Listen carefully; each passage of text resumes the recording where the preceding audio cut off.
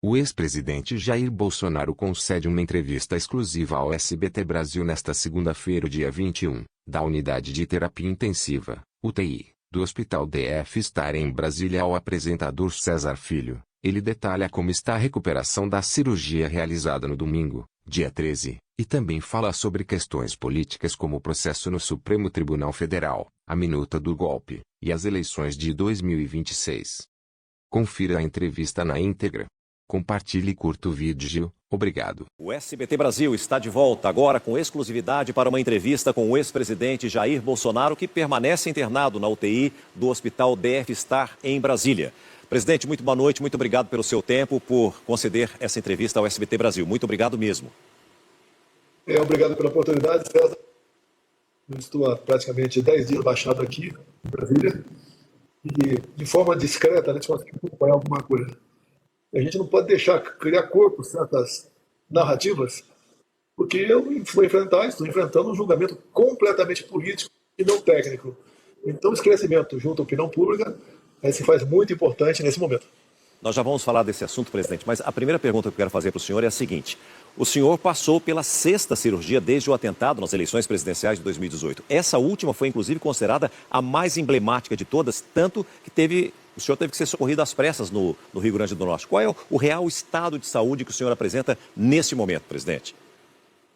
Eu estava no Rio Grande do Norte com o senador Rogério Marinho e após o primeiro evento comecei a passar mal.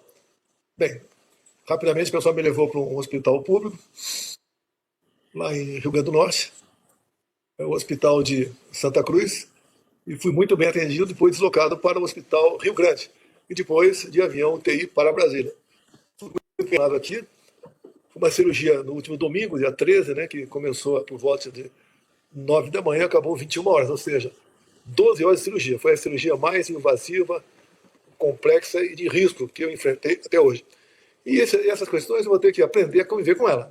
Bom, vamos falar sobre a denúncia da Procuradoria-Geral da República e o julgamento no Supremo Tribunal Federal sobre essa tentativa de golpe de Estado. O senhor disse que sempre não tem como dizer que teria participado dos atos porque estava nos Estados Unidos nesse período. Esse argumento, o senhor acredita que é suficiente para convencer os ministros do STF? Olha, pelas condenações que estiveram agora, condenações absurdas, é um processo, né, tipicamente político, não tem nada de técnico. Então eu disse para você, como é que eu posso deteriorar um patrimônio se estava fora do Brasil? Um domingo, e sem o respectivo presidente para você destituí-lo naquele momento. Então não tem cabimento esse tipo de acusação contra mim ou contra quem quer que seja que estão nesse processo. E outra é a organização criminosa armada. Você vai nas polícias legislativas da Câmara e do Senado e pergunte se alguma arma de fogo ou arma branca foi apreendida no 8 de janeiro com aquelas 1.000 e poucas pessoas. Nenhuma arma foi apreendida. O senhor teria participado da redação da minuta do que aconteceu durante 8 de janeiro do chamado golpe. O que o senhor tem a dizer a respeito? O senhor participou dessa redação ou não? Olha só, chama de minuta de golpe, né?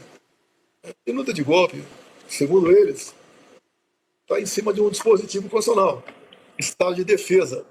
É bom você tocar nesse assunto, César, porque olha só, quando acabaram as eleições, nós aqui peticionamos o Tribunal Superior Eleitoral sobre algumas inconsistências que havíamos notado.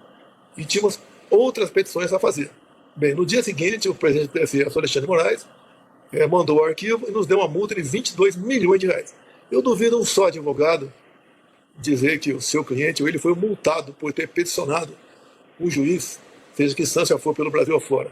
O único multado foi o nosso partido. Quando então, reuni com algumas pessoas e começamos a conversar outra forma de questionar aquilo que nós tínhamos a convicção de estarmos certos, dentro das 4 linhas da Constituição. E daí apareceu a história da minuta de golpe, né, que foi encontrado esse papel na casa do ministro Anderson Torres, chamado Estado de Defesa. Mas o senhor chegou a participar de uma discussão, pelo menos com relação a isso ou não? Nós conversamos dispositivos constitucionais e não podemos mais recorrer ao Tribunal tem difícil a multa que nós levamos. Presidente. E rapidamente, na segunda conversa, não se toca mais nesse assunto e existe mais possibilidade de recurso. Perdemos e vamos para as próximas eleições. Diante do cenário que nós encontramos hoje, o senhor tem medo de ser preso ou não, presidente? Eu não tenho preocupação nenhuma, zero. Agora, como o processo conduzido desde o começo, por inquéritos intermináveis, que dura 6 anos, o Supremo vai focar na minuta do golpe e também naquele plano de assassinar autoridades, que seria ali o plano aí, punhal verde e amarelo. O autor desse plano conhecido como punhal verde e amarelo é um general da reserva. Foi encontrado um laptop na casa dele numa busca e apreensão. Bem, o que naturalmente teria que ser feito? De imediato tomar o depoimento dele, até para evitar que ele apresentasse uma possível versão fantasiosa. E qual é a sua opinião a respeito desse plano? Eu não tenho que falar sobre esse plano até que no computador de quem foi encontrado diga alguma coisa. Eu não posso ficar aí divagando, né? O que eu acho e o que eu não acho disso aí. Da minha parte, isso nunca passou pela minha frente.